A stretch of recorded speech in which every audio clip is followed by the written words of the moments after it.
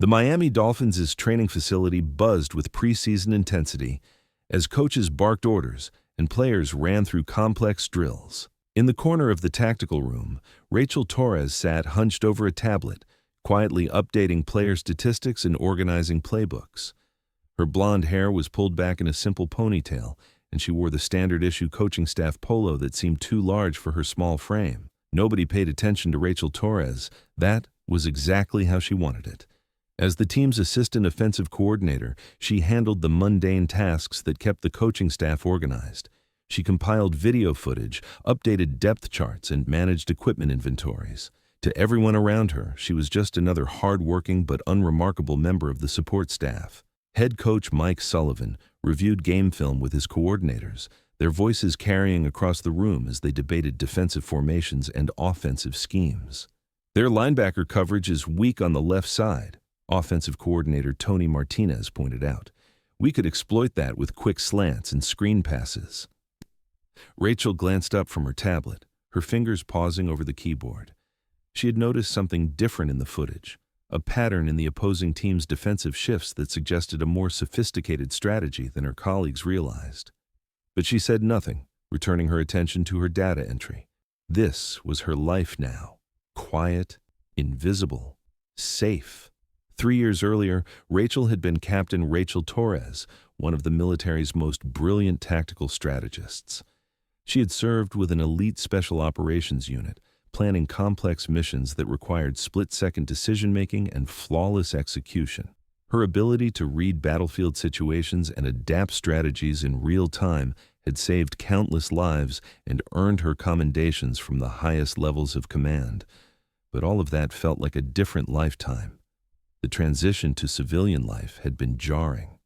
After leaving the military, Rachel had struggled to find her place in a world that seemed trivial compared to the life-and-death situations she was accustomed to. Football offered something familiar: strategy, competition, the need for precise planning and execution. But she had deliberately chosen a low-profile position, content to fade into the background. "Torres, did you finish updating those injury reports?" Martinez called out. "Yes, sir," Rachel replied quietly, not looking up from her work. "All current as of this morning's medical evaluations." Martinez nodded dismissively and continued his discussion with Sullivan about upcoming opponents. Rachel had learned to make herself useful but not indispensable, competent but not remarkable. During practice, she stood on the sidelines with a clipboard, tracking plays and making notes. The players barely acknowledged her presence. To them, she was just part of the coaching staff furniture, always there, never in the way, completely forgettable. Quarterback Jake Morrison threw a series of passes to his receivers, working on timing and precision. Rachel watched the drill with professional interest, automatically analyzing the defensive reactions and noting potential vulnerabilities. But when Martinez asked for her observations, she simply confirmed that the official statistics matched her records. "Everything looks good, Coach," she said in her characteristically soft voice. The truth was that Rachel saw everything. She noticed the subtle tells in players' body language that indicated fatigue or injury. She recognized patterns in defensive adjustments that could be exploited.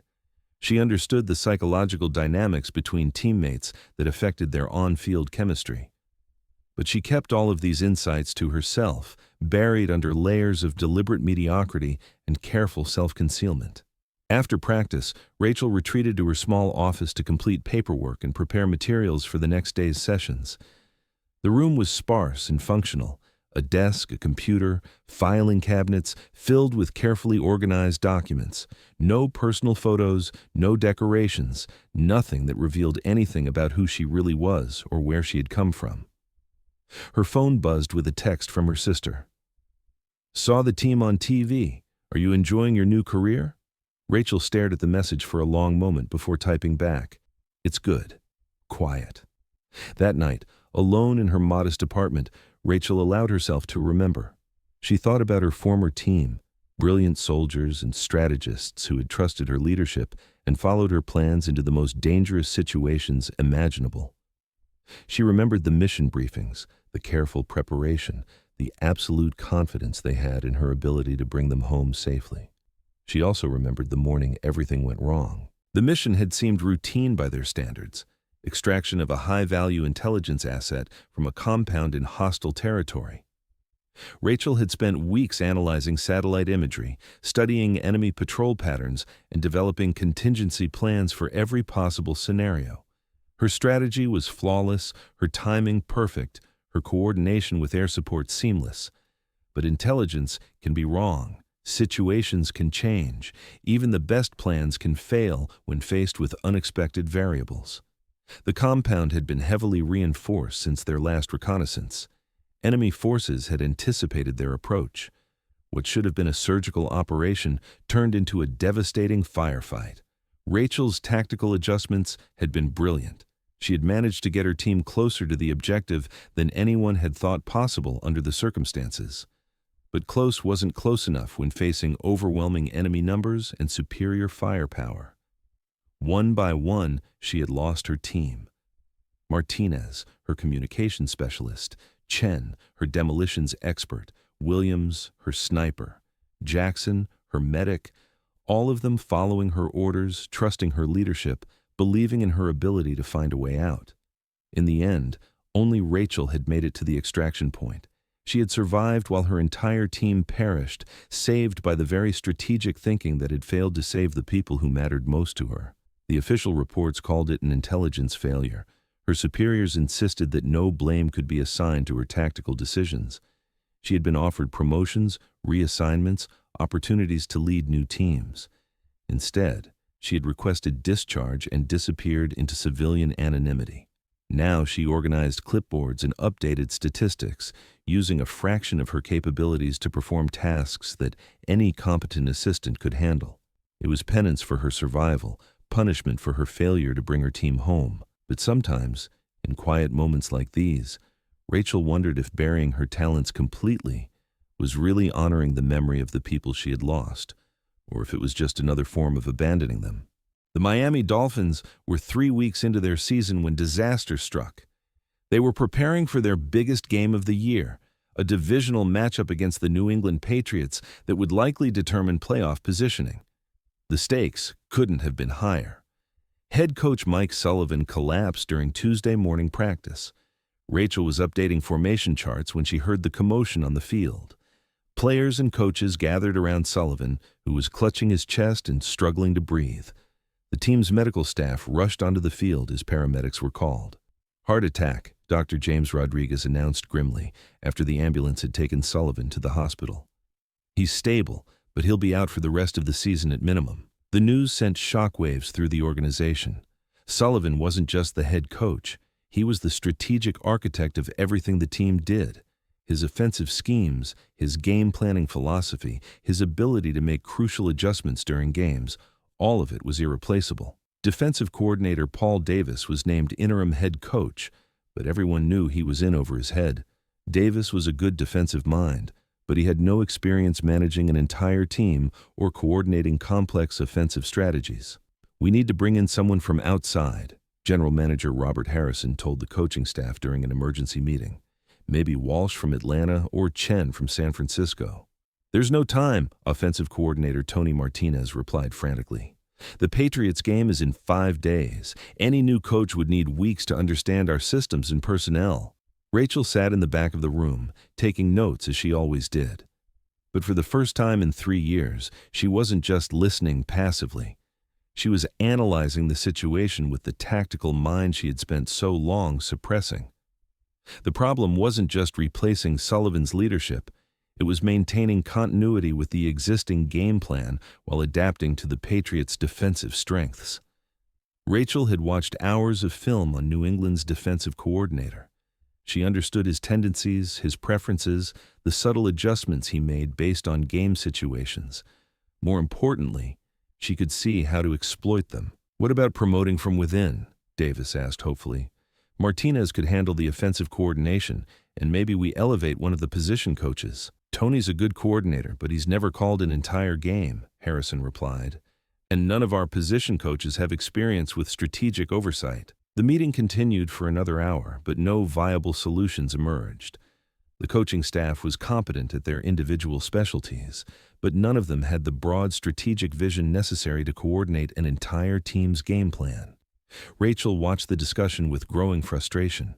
She could see exactly what needed to be done, not just personnel changes, but strategic adjustments that would maximize their existing talent while exposing weaknesses in New England's defensive scheme.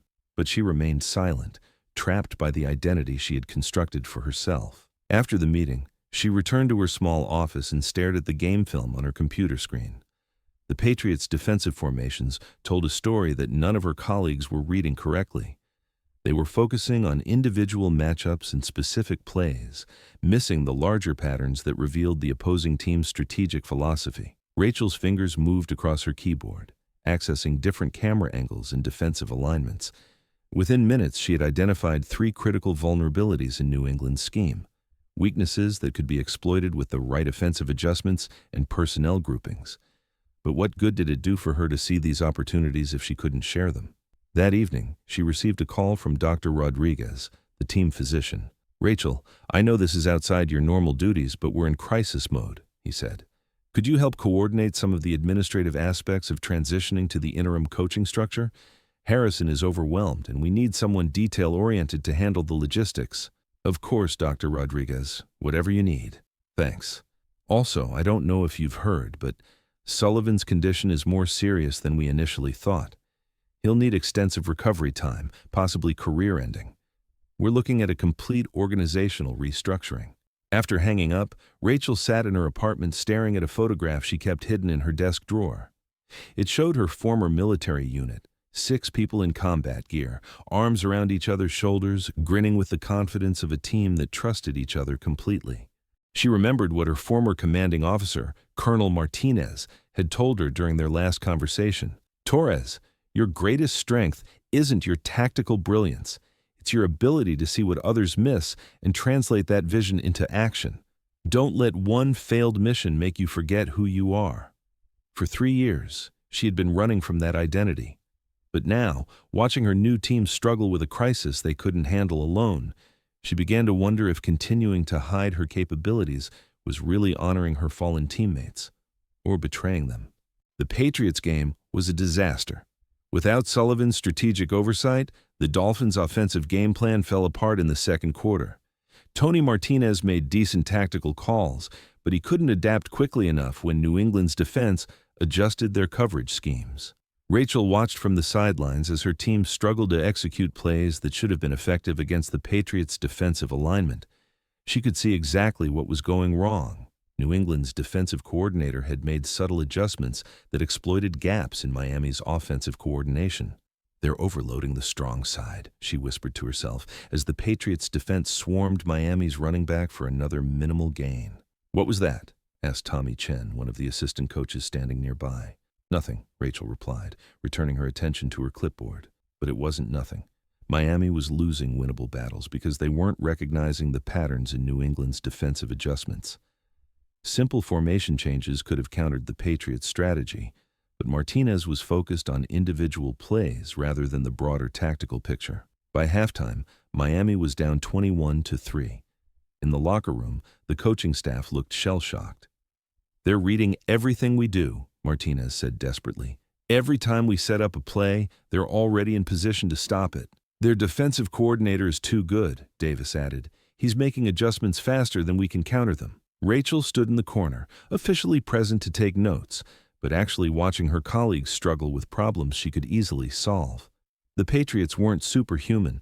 They were just better prepared and more adaptable than Miami's current coaching staff. The second half was worse. New England scored 2 more touchdowns while Miami managed only a field goal. The final score was 35-6, one of the most lopsided defeats in franchise history. In the post-game locker room, players sat in stunned silence. Some were angry, others dejected, all of them confused about what had gone wrong. "We're better than this," quarterback Jake Morrison said to the assembled team. "We have the talent. We have the preparation. Something's not working with our game planning." Rachel listened to the frustration in Morrison's voice and felt something break inside her chest. These players were giving everything they had, trusting the coaching staff to put them in position to succeed. But the coaching staff was failing them, not through lack of effort or dedication, but through lack of the specific expertise needed for strategic coordination. After the team dispersed, Rachel found herself alone in the tactical room with Tony Martinez, who was staring dejectedly at game film. "I don't understand what happened out there," Martinez said, more to himself than to Rachel. "Our plays should have worked. The personnel matchups were good. The timing was right." Rachel looked at the screen over his shoulder. Even in the replay, the problems were obvious to her trained eye. New England had been disguising their defensive coverage, showing one alignment before the snap and rotating to different positions afterward. Miami's offensive coordination hadn't accounted for these post-snap adjustments. "Maybe," Rachel began, then stopped herself. "Maybe what?" Martinez asked, looking up at her with desperate hope. Rachel stared at the screen for a long moment, wrestling with 3 years of careful self-concealment. Then she made a decision that would change everything. "Maybe they were showing cover 2 pre-snap but rotating to cover 3 after the ball was snapped," she said quietly. "If you watch the strong safety's movement in these replays, he's cheating toward the middle of the field right before Morrison releases the ball." Martinez rewound the footage and watched it again, his expression shifting from confusion to understanding. "You're right," he said slowly. "I was reading their initial alignment, but they were changing it after we committed to our roots." He looked at Rachel with new interest. "How did you catch that?" Rachel felt her carefully constructed facade beginning to crumble. I watch a lot of film. You notice patterns." "Show me more," Martinez said, his voice gaining energy. "What else did they do that we missed?" For the next hour, Rachel found herself providing tactical analysis that revealed layer after layer of strategic depth she had been hiding for years. She explained how New England's defensive coordinator had been manipulating Miami's offensive timing through subtle coverage adjustments. She identified formation changes that would have neutralized the Patriots' pressure schemes. She outlined personnel groupings that would have created favorable matchups for Miami's offensive weapons. Martinez listened with growing amazement, taking notes on insights that went far beyond anything he had considered during his game preparation. "Rachel," he said finally, "this is incredible analysis. Where did you learn to read defenses like this?" The question Rachel had been dreading for 3 years had finally arrived. She could deflect, make excuses, return to her safe anonymity, or she could trust these people with the truth about who she really was. "I was in the military," she said carefully. "Strategic planning. Different context, but some principles are similar." Martinez studied her face, clearly sensing there was much more to the story. "Rachel, I need to ask you something, and I need you to be completely honest with me. Do you think you could help us prepare for next week's game?" Dr. Rodriguez found Rachel in her office late Thursday evening, 3 days before Miami's next game against Buffalo. She was surrounded by printouts of defensive formations, her computer displaying multiple video feeds and notebooks filled with tactical diagrams. "Working late?" Rodriguez asked, noting the dramatic change in her usual minimal workspace. Rachel looked up, startled. She'd been so absorbed in her analysis that she hadn't heard him approaching. "Just helping Tony with some film study," she said, instinctively moving to cover her strategic notes. Rodriguez stepped closer, studying the tactical diagrams spread across her desk. His expression shifted from casual curiosity to sharp interest. "Rachel, this isn't basic film study. These are comprehensive defensive breakdowns with counter-strategies and personnel adjustments." He picked up one of her notebooks, scanning pages of detailed analysis. "This is professional-level strategic planning." She had been dreading this conversation for 3 years, but now that it was happening, Rachel felt an unexpected sense of relief. "Dr. Rodriguez, can I trust you with something?" "Of course." Rachel closed her office door and gestured for him to sit down. For the first time since joining the Dolphins organization, she began to tell the truth about her background. "I wasn't just in the military," she began carefully. "I was Captain Rachel Torres, Strategic Planning Officer for Joint Special Operations Command. I spent 8 years developing tactical strategies for high-risk operations." Rodriguez listened without interruption as Rachel explained her military career, her expertise in strategic analysis, and her transition to civilian life after leaving the service. "I chose this position because I wanted something quiet, something that wouldn't require," she paused, searching for the right words, "the kind of responsibility I used to have."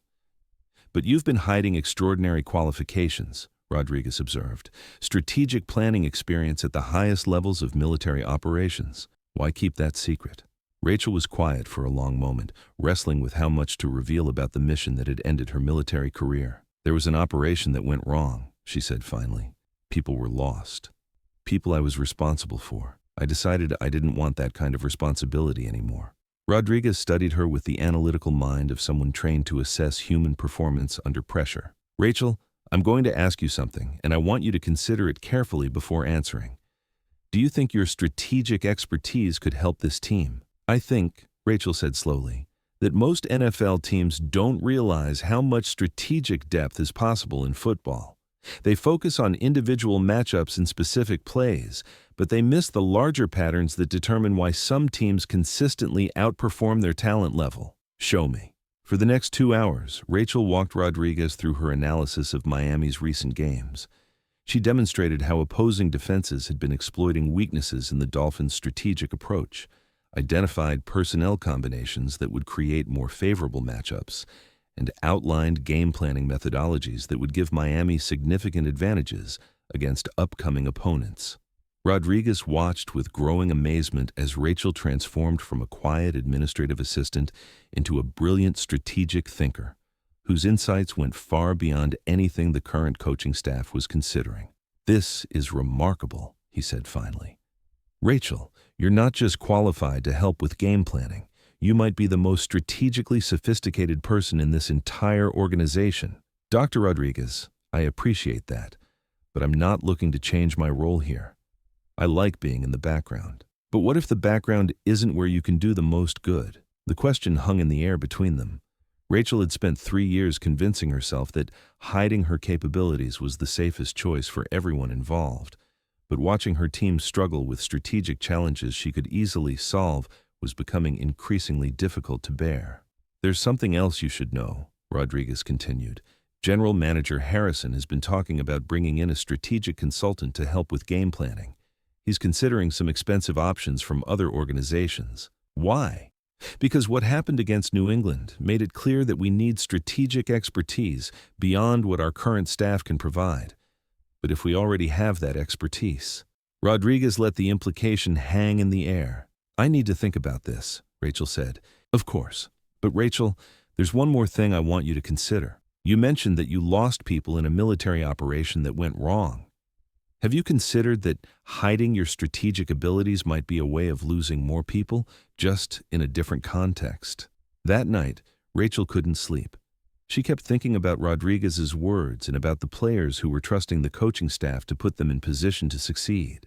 Young men who had worked their entire lives to reach this level, only to be let down by strategic planning that wasn't sophisticated enough to maximize their potential. She thought about Jake Morrison, the quarterback who had the talent to lead Miami to a championship, but needed better tactical support. She thought about Marcus Williams, the running back whose skills were being wasted because the coaching staff couldn't create favorable matchups for him. Most of all, she thought about her former military team and what they would think of her decision to hide capabilities that could help others succeed. Colonel Martinez had been right. Her greatest strength had always been her ability to see patterns others missed and translate that vision into actionable strategies.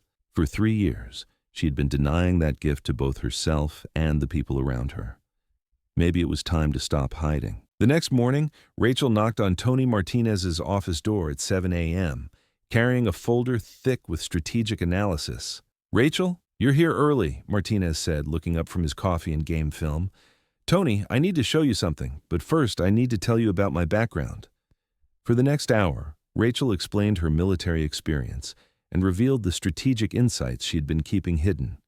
She showed Martinez detailed breakdowns of Buffalo's defensive tendencies, personnel groupings that would create favorable matchups for Miami, and play-action concepts that would exploit specific weaknesses in Buffalo's coverage schemes. Martinez listened with growing excitement, occasionally interrupting to ask questions that revealed his own strategic sophistication. "Rachel, this is incredible.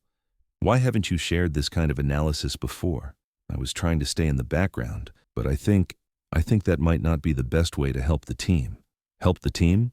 "Rachel, this could revolutionize how we prepare for games. You're not just helping, you're providing strategic advantages that could transform our entire season." Martinez immediately took Rachel's analysis to interim head coach Paul Davis, who studied the materials with amazement. "This is professional-level strategic planning," Davis said. "Rachel, Tony tells me you have military experience in tactical analysis?" "Yes, sir. Strategic planning for special operations." "And you've been working as an administrative assistant?" Rachel nodded, feeling slightly embarrassed about the deception. "Well, that changes immediately. Rachel, I'm promoting you to strategic analyst, effective immediately. I want you working directly with our coordinators on game planning." The news spread quickly through the organization. Players who had barely noticed Rachel's existence were suddenly curious about the quiet assistant who had been revealed as a strategic expert. "So you're like a military tactical genius?" asked wide receiver David Johnson during Thursday's practice. "I have experience with strategic planning," Rachel replied carefully. "And you've been here for 3 years just organizing clipboards?" "I was taking time to adjust to civilian life." Quarterback Jake Morrison approached her after practice with more specific questions. "Rachel, Tony showed me some of your analysis of Buffalo's defense. You identified coverage patterns that I hadn't noticed in my own film study. How do you see things that we miss?" "Training," Rachel said simply. "In the military, missing patterns could get people killed. You develop habits of observation. Could you help me understand what to look for when I'm reading defenses in real time?" For the first time since joining the Dolphins, Rachel felt genuinely useful. "Yes, I think I could do that." Friday's practice was different. Instead of standing on the sidelines with a clipboard, Rachel was in the middle of strategic discussions. She worked with Morrison on reading post-snap defensive adjustments, helped the offensive line understand Buffalo's pressure schemes, and collaborated with the coaching staff on personnel decisions. "This feels different," offensive tackle Mike Roberts told his teammates, "like we actually understand what the other team is trying to do to us." The change in team confidence was noticeable. Players moved with more purpose during drills, asked more sophisticated questions about defensive alignments, and seemed genuinely excited about the strategic adjustments they were implementing. But for Rachel, the most significant change was internal. For 3 years, she had been suppressing the part of herself that thrived on strategic challenges and took satisfaction in translating complex analysis into actionable plans. Now, working with the coaching staff and players on problems she was uniquely qualified to solve, she felt alive in a way she hadn't experienced since leaving the military. That evening, Dr. Rodriguez found her in the tactical room, still working on game preparations. "How are you feeling about stepping into a more visible role?" he asked. Rachel looked up from her strategic diagrams, considering the question carefully. "Scared," she said honestly, "but also useful. For the first time in 3 years, I feel like I'm using my capabilities to help people succeed, instead of hiding them to avoid responsibility." "And what about the mission that went wrong? The people you lost?" Rachel was quiet for a moment. "I think they would want me to use what I learned from serving with them to help others. Hiding my strategic abilities doesn't honor their memory. It wastes the experience they helped me develop." Rodriguez smiled. "I think you're ready for Sunday's game." "I hope so, because now everyone's counting on me to prove that this new approach can work." Sunday morning arrived with clear skies and nervous energy throughout the Miami Dolphins facility. This would be Rachel's first game as strategic analyst, her first chance to prove that her military experience could translate into NFL success. In the coaches' meeting room, she presented her final tactical assessment to the offensive and defensive coordinators. Buffalo's defensive coordinator has 3 primary tendencies in red zone situations, Rachel explained, pointing to her strategic diagrams. "He overloads the strong side on 1st and 2nd down, but he becomes more conservative on 3rd down if the distance is longer than 5 yards. Tony Martinez studied her analysis. "So we should run play action on early downs near the goal line?" "Exactly. Their linebackers will bite on the fake, creating opportunities for quick slants or back shoulder throws to our receivers." Paul Davis nodded approvingly. "Rachel, what about their blitz packages? How do we handle their pressure schemes?" Rachel accessed different video feeds on her tablet. They have 2 primary blitz concepts, both telegraphed by the strong safety's pre-snap positioning. If he's cheating toward the line of scrimmage, they're bringing pressure from the weak side. If he stays deep, they're sending the middle linebacker. And our counter strategies? Quick 3-step drops with hot routes for the weak side blitz, and protection slides with running back checkdowns for the middle linebacker blitz. The coaching staff exchanged impressed glances. This level of defensive analysis was more sophisticated than anything they had access to previously. In the locker room before the game, Rachel addressed the players directly for the first time. "I know this is new, having strategic input from someone who hasn't been in a visible coaching role," she began. "But I want you to know that everything we've prepared this week is designed to put you in position to succeed. Trust your preparation, trust your teammates, and trust that we've given you the tools to exploit Buffalo's weaknesses." Quarterback Jake Morrison raised his hand. "Rachel, when you were in the military, did you ever have operations where everything depended on perfect execution?" "Every operation depended on perfect execution," Rachel replied. "Lives were on the line. But we succeeded because we prepared thoroughly, trusted our analysis, and supported each other when things got difficult." "Just like football," Morrison said with a grin. "Just like football." The game began with Miami receiving the opening kickoff. Rachel stood on the sidelines wearing a headset for the first time, connected directly to the coaching staff's tactical communications. Buffalo's defense lined up exactly as she had predicted. Their strong safety was positioned deep, indicating they weren't bringing early pressure.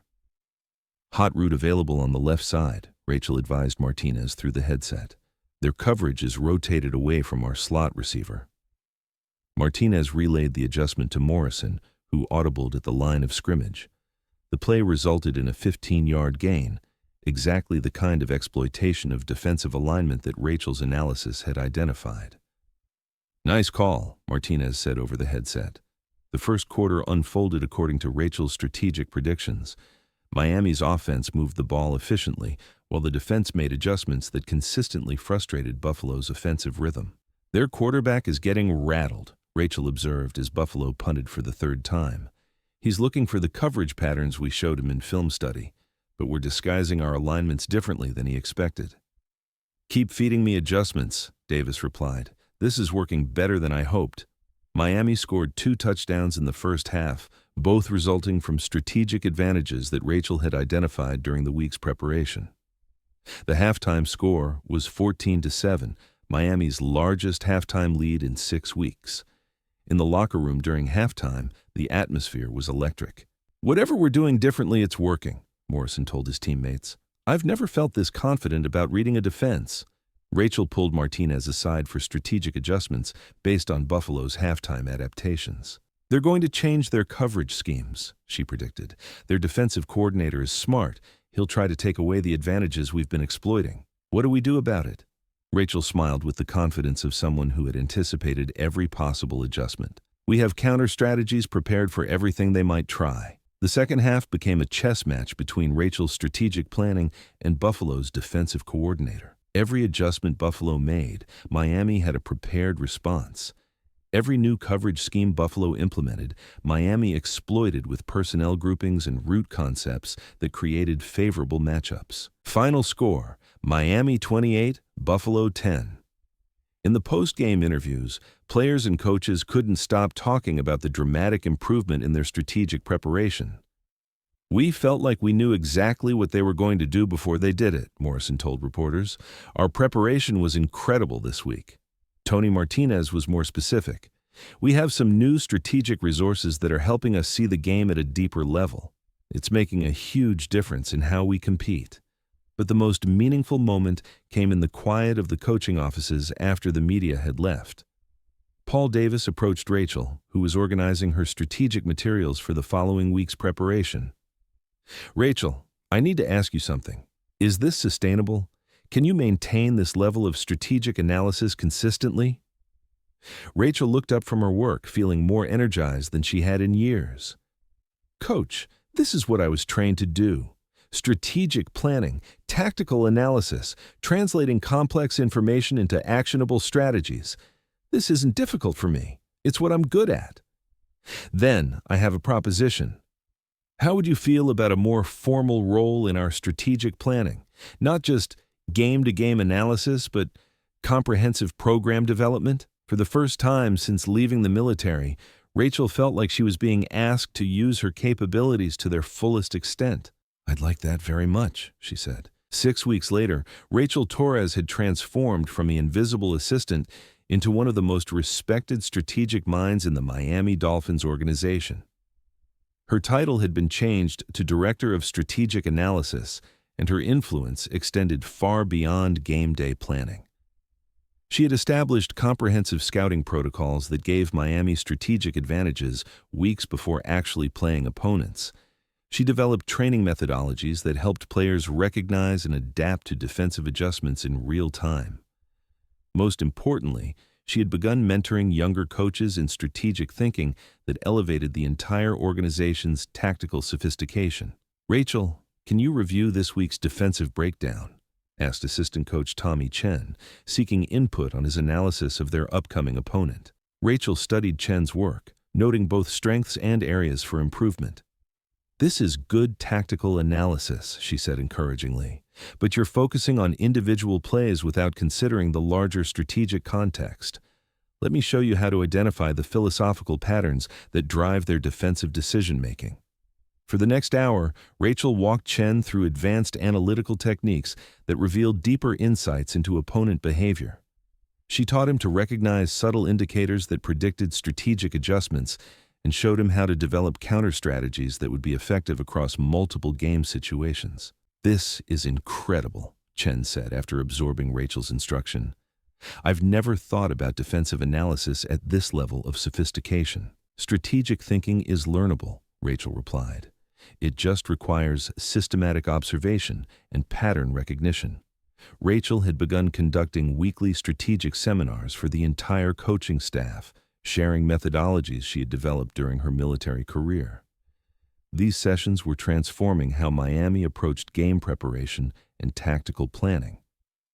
"The key to sustainable strategic advantage," Rachel explained during one seminar, "isn't just knowing what your opponent is likely to do. It's understanding why they make those choices so you can predict their adjustments and have responses prepared." Defensive coordinator Mike Stevens raised his hand. "Rachel, how do you develop that level of predictive understanding?" "Study their decision-making under pressure. Look for patterns in how they adapt when their initial strategy isn't working. Most coordinators have unconscious preferences that reveal themselves during challenging situations." The coaching staff was absorbing these concepts rapidly, but Rachel's influence extended beyond tactical analysis. Players were also benefiting from her strategic instruction. Quarterback Jake Morrison had become particularly adept at reading defensive adjustments in real time, largely due to Rachel's mentoring. "She taught me to watch for pre-snap indicators that most people miss," Morrison explained to reporters after a particularly impressive performance. "Things like linebacker positioning and safety alignment that tell you what coverage they're actually running versus what they're showing." Running back Marcus Williams had similar praise. "Rachel helps us understand the why behind defensive schemes. When you understand their logic, you can find ways to exploit it." But Rachel's most significant contribution was developing strategic thinking in younger staff members who were early in their coaching careers. She had established a formal mentorship program where assistant coaches could learn advanced analytical techniques. The program was producing coaches whose strategic sophistication exceeded what most NFL organizations were providing. "What Rachel is doing goes beyond helping us win games," Paul Davis told General Manager Robert Harrison during a season evaluation meeting. "She's elevating our entire organization's strategic capabilities. We're developing coaching talent that other teams are going to want to hire." Harrison nodded approvingly. "That's exactly what we want. To become known as an organization that develops the most strategically sophisticated coaches in the league." Rachel's success had not gone unnoticed around the NFL. Other teams were asking about her background and methodologies. Sports journalists were writing articles about Miami's dramatic strategic improvements. "The Dolphins have become one of the most tactically sophisticated teams in the league," wrote ESPN's strategic analysis expert. "Their ability to anticipate and counter opponent adjustments suggests they have access to strategic expertise that goes beyond traditional football coaching." But the recognition that meant the most to Rachel came from her former military colleagues. Colonel Martinez, her former commanding officer, called her after watching Miami's strategic dominance in a nationally televised game. "Torres, I've been following your work with the Dolphins," Martinez said. "What you're doing there, developing strategic capabilities in others, building systematic approaches to tactical analysis, it's exactly what you did best in the military." "Thank you, sir. It feels good to be using those skills again." "More than that, you're honoring the memory of your team by passing on what you learned serving with them. Chen would be proud to see you teaching strategic thinking. Williams would love watching you develop tactical innovations." Rachel felt tears forming as Martinez mentioned her fallen teammates by name. "I spent 3 years thinking that hiding my capabilities was the way to honor them," she said quietly. "But I think you're right. Using what we learned together to help others succeed. That's what they would want." The Miami Dolphins entered the playoffs as the AFC's third seed, a remarkable turnaround from their struggling start to the season. Rachel's strategic innovations had transformed them from a team that couldn't adapt to opponents into one of the most tactically sophisticated organizations in the league. Their first playoff opponent would be the New England Patriots, the same team that had dominated them earlier in the season when Coach Sullivan collapsed and the team was without strategic leadership. "This is our chance to show how much we've grown," Rachel told the coaching staff during their preparation meetings. "We're facing the same team that exposed our strategic weaknesses 16 weeks ago. Now we get to demonstrate what systematic tactical preparation can accomplish. The stakes couldn't have been higher." New England's defensive coordinator was widely regarded as one of the most brilliant strategic minds in football. He had been studying Miami's recent tactical innovations and would undoubtedly have counter-strategies prepared. "He knows we're different now," Paul Davis observed during film study. "We won't have the element of surprise we've had against other opponents." "That's actually an advantage," Rachel replied confidently. "When both teams are strategically sophisticated, the game becomes about execution and adaptability rather than just scheme versus scheme." Rachel spent the week developing the most comprehensive game plan of her civilian career. She analyzed not just New England's tendencies, but their likely adjustments to Miami's new strategic approach. She prepared counter-strategies for every defensive concept they might employ and developed contingency plans for scenarios that hadn't yet occurred in game situations. "This is military-level tactical preparation," Tony Martinez observed as he reviewed Rachel's strategic materials. "I've never seen game planning this thorough." "When failure isn't an option, you prepare for everything," Rachel replied. The night before the game, she received an unexpected visitor. Dr. Rodriguez knocked on her hotel room door at 10 p.m. "Rachel, I wanted to check on how you're feeling about tomorrow." "Nervous," she admitted. "This is the biggest strategic challenge I've faced since leaving the military. If our game plan doesn't work, everyone will know it." "And how does that compare to the pressure you felt during military operations?" Rachel considered the question. "It's different. In military operations, failure meant people died. Here, failure means disappointing people who trusted my strategic judgment. Both carry weight, but in different ways. Are you ready?" Rachel looked at her strategic notebooks, filled with hundreds of hours of tactical analysis and preparation.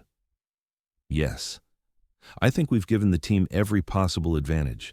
Now it's up to them to execute." Game day arrived cold and windy, with conditions that would test both teams' strategic adaptability. Rachel stood on the sidelines wearing her headset, connected to the coaching staff's communications, ready to guide Miami through the most important game of their season.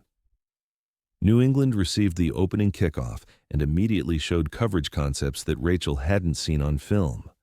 Their defensive coordinator was unveiling new strategic wrinkles specifically designed to counter Miami's tactical innovations. "They're running cover 4 with the safeties rotated differently than their usual alignment," Rachel advised the coaching staff. "But that creates vulnerability in the intermediate zones."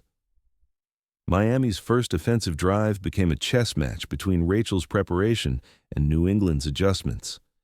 Every play call was met with a defensive counter, but Rachel had anticipated these responses and had solutions prepared. "Audible to 82 slant," Rachel advised Martinez after recognizing New England's coverage rotation. Their linebacker will be out of position for the crossing route.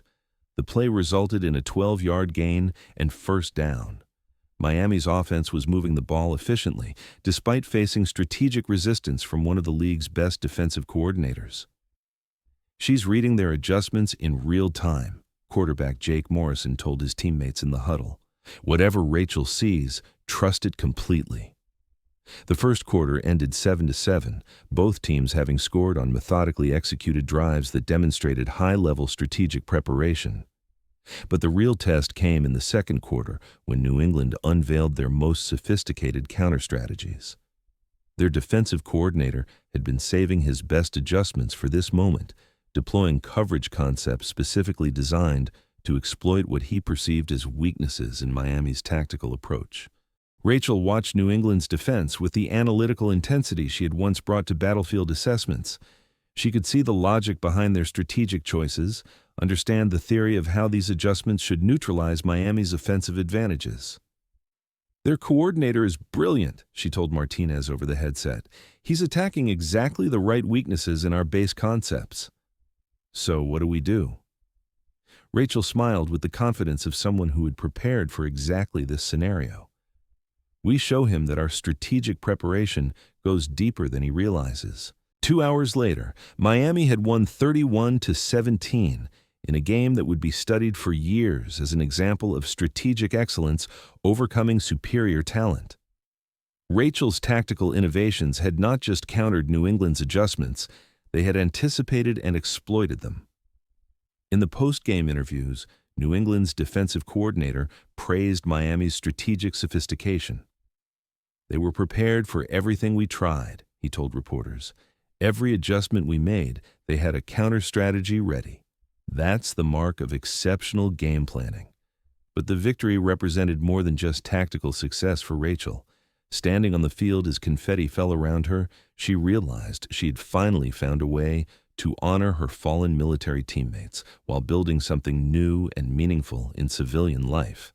6 months later, Rachel Torres was hired as the youngest strategic coordinator in NFL history by the league office, tasked with developing advanced tactical education programs for coaches across all teams. Her methodologies were being studied and implemented throughout professional football. More importantly, the coaching mentorship program she had established in Miami was producing strategically sophisticated coaches who were being hired by other organizations. Her influence was multiplying as the people she had trained spread her tactical innovations throughout the league. "What Rachel has accomplished goes beyond winning games," Paul Davis told a gathering of NFL coaches. "She's elevated the strategic sophistication of an entire sport." In her office at NFL headquarters, Rachel kept a photograph of her former military unit on her desk, not hidden in a drawer, but displayed prominently as a reminder of the teammates whose sacrifice had taught her the importance of using her capabilities to help others succeed. She had learned that honoring the memory of people you've lost isn't about hiding from responsibility. It's about accepting greater responsibility to ensure their sacrifice creates value for others. The quiet assistant who had once organized clipboards and avoided attention had become one of the most respected strategic minds in professional sports. But more importantly, she had found peace with her past and purpose in her present. Her silence had ended not with words, but with action. Her healing had come not from forgetting her military service, but from finding new ways to serve. The girl who had once felt responsible for losing her team had learned to take responsibility for building new teams that could succeed where others had failed. In the end, Rachel Torres had discovered that the greatest honor you can give to fallen comrades is ensuring that their sacrifice makes you better at protecting and developing the people who depend on your leadership. Her story had become proof that sometimes the most powerful way to heal from trauma isn't to hide from your capabilities, but to find new ways to use them in service of others.